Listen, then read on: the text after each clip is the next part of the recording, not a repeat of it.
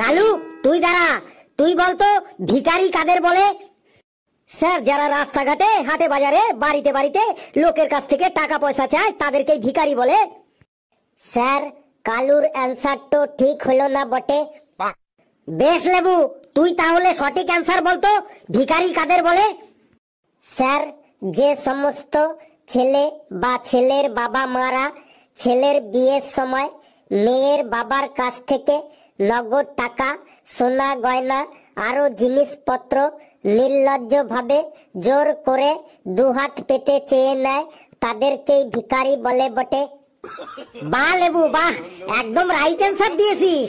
লেবু যে এত ইন্টেলিজেন্ট বয়, আগে জানতাম না তো।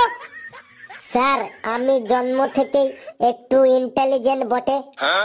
সে তো বুঝতেই পারছি, তুই বসে পড়।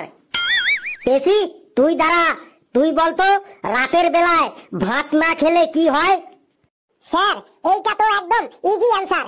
রাতের বেলায় ভাত না খেলে সকাল বেলায় সেই ভাতগুলো পান্তা ভাত হয়ে যায়।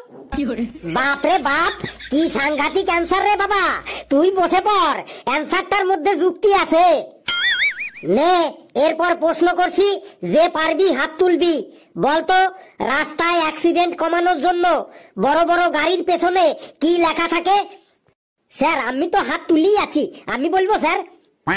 তুই তো সেই আবার উল্টো পাল্টা বক বক শুরু করবি। নে ফেলু, বল।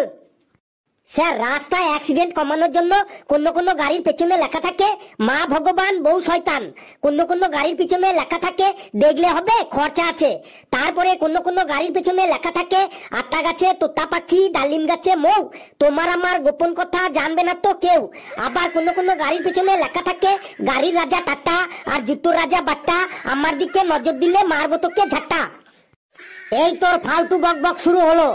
গাড়ির পেছনে তুই যা বললি ওই সব লেখা থাকে বলেই তো আরো বেশি করে অ্যাক্সিডেন্ট হয়। পেছনের গাড়ির ড্রাইভার ওই সামনের গাড়ির ওই লেখাগুলি পড়তে গিয়েই তো যত সব অ্যাক্সিডেন্ট গুলো হয়। বলতো রকেট আকাশে উড়ে যায় কিন্তু আর পৃথিবীতে ফিরে আসে না কেন?